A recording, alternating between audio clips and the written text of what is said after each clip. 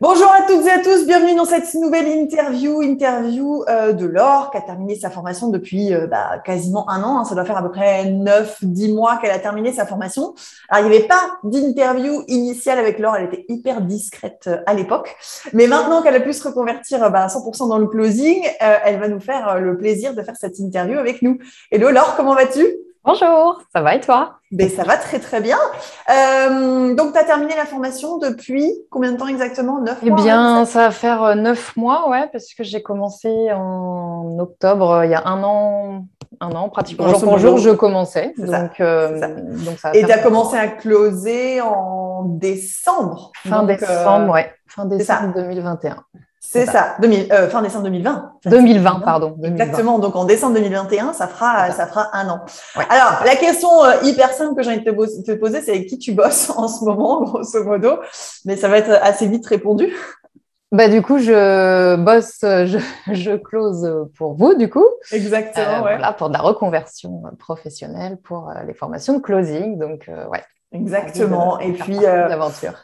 tu as fait ton petit bonhomme de chemin en closing et ça s'est hyper bien passé. Tu as des Mm. super bons résultats. Donc, effectivement, tu as aussi proposé de rejoindre l'équipe des coachs pour encadrer aussi C'est ça. des élèves Oui. qui ont envie d'apprendre le closing. Alors, Ouais. comment ça se passe en règle générale pour toi? Comment ça se passe? C'est-à-dire dans le quotidien, Ouais, dans le qu'est-ce que closing? le closing t'a apporté de positif effectivement sur ton quotidien, ton organisation, ta carrière? Ah bah écoute, moi c'est un épanouissement déjà au quotidien dans le job, dans mon job, parce que ça fait quand même des années et des années que je recherchais un vrai épanouissement. Et puis beaucoup de liberté, clairement. Voilà, je cherchais à sortir du salariat, donc Hmm.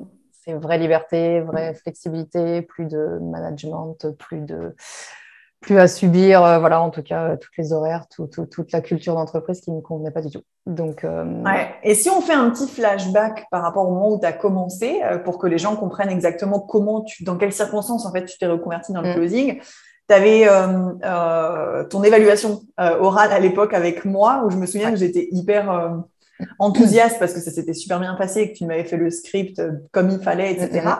mm. Donc, c'est là où je t'ai proposé de rejoindre l'équipe. Et comme tu étais encore salarié, hein, tu bossais Oui, encore, tu prenais les calls qu'après tes fins de journée, hein, c'est ça? c'est ça. Ouais, j'avais toujours mon job. J'étais en télétravail du coup à la maison, mais je prenais tous mes calls à partir de 17h, voire 18h, jusqu'à 20h, 20h30. Mhm. J'ai fait ça pendant 3 mois. Trois Ouais, mois. c'est ça. C'est ça. Et Et jusqu'à ce que ton contrat prenne fin, en fait, c'est hein, c'est ça. ça? Oui. Et que j'ai pas Ok. renouvelé. Et du coup, je suis passée Et donc sur là, du tu as mis les 2 100%. pieds dedans, quoi. C'est ça, exactement. Donc depuis avril, vraiment, je suis 100% closing, quoi. Exactement. Et au niveau des revenus, comment ça se passe de ton côté entre le mélange closing et coaching? Bah écoute, ça monte crescendo parce que c'est vrai que bah, ça fait que depuis avril au final que je suis vraiment 100%. Il y a eu la période estivale un petit peu plus creuse. Mhm. Mais là, quand même, j'arrive maintenant sur on va dire, entre 3 et 4 000 euros Ouais, et en dans sachant les calls. que à l'époque, je m'étais fait la réflexion en me disant que tu pouvais prendre 1 à 2 appels par soir en plus de ton boulot. Ouais. Et je crois que la toute première facture que tu m'as fait, elle était pas loin des 1 000 euros, Ah bah, c'est ça, quelque j'étais chose, sur un quelque chose complément comme de ça. Donc, revenu c'était plutôt pas mal. d'environ 1 000 euros en Ouais, moyenne. c'est ça. Ouais. Donc, Donc c'était plutôt pas mal. c'était plutôt pas mal. Et selon toi, puisque du coup, tu as ce gros avantage d'avoir des prospects au téléphone qui veulent rejoindre notre formation en closing Mhm. et ceux qui passent clients de les coacher, même si Ouais. tu coaches pas tout le monde, mais tu en coaches quand même. Selon toi, du coup, avec le regard que tu as maintenant sur la réalité du closing, sur ce que tu vis et sur ce que vivent aussi tes élèves, quelle est la principale difficulté pour un closer aujourd'hui? Bah, écoute, je dirais que la principale difficulté, c'est vraiment le fait de pouvoir se remettre en question au quotidien, de pouvoir s'analyser, de pouvoir rebondir au mieux au final sur ce qui fonctionne pas et jamais rester sur ses acquis. Et c'est quand même ce qui ressort dans les métiers de la vente et on est là-dessus. Hmm. Donc réellement, c'est vraiment une remise en question au quotidien et toujours continuer à se former, à se perfectionner et aller chercher le plus plus, mais vraiment s'analyser, ouais. Ça, c'est Ok, vraiment, ça fait ok. partie, ouais. Mm. Et qu'est-ce qui fait, selon toi, que les gens abandonnent? C'est quoi une des raisons principales qui fait que les gens Claire, abandonnent, voilà, ils apprennent, ils font la formation, et ouais. puis 2, 3 mois après, tu apprends qu'ils abandonnent. C'est quoi pour toi le… Clairement, c'est le manque de persévérance. manque de persévérance. Ça reste des jobs où il faut de la persévérance, il faut rien lâcher. Il faut y croire aussi, surtout. Il faut croire en soi et croire que, il y a un moment donné, ça arrive et forcément, il y a un investissement à y mettre, il y a une persévérance à avoir.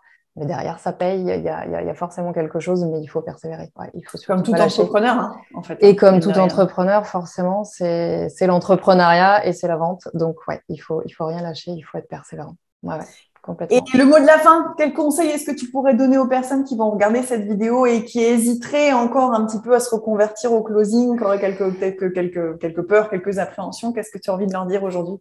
J'ai envie de dire, à partir du moment où tu aimes la vente et que tu aimes l'échange humain et que tu aimes accompagner et que tu as envie de retrouver effectivement une certaine liberté, viens closer, quoi, carrément. Et que tu as la ténacité aussi, que tu n'es pas forcément, du genre ça fait à abandonner dès le premier échec, parce que des échecs en closing, il y en a. C'est ça. Ça fait partie Donc, du game. il faut aimer forcément le côté challengeant de la vente parce que ça fait partie du job.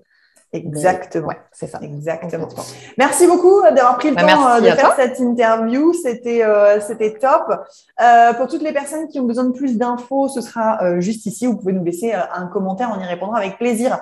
À bientôt, Laure. Du coup, à très bientôt, puisque tu fais partie de l'équipe. Donc, à très, très bientôt chez Closer Evolution. Belle journée à toi. Ciao, ciao. Salut.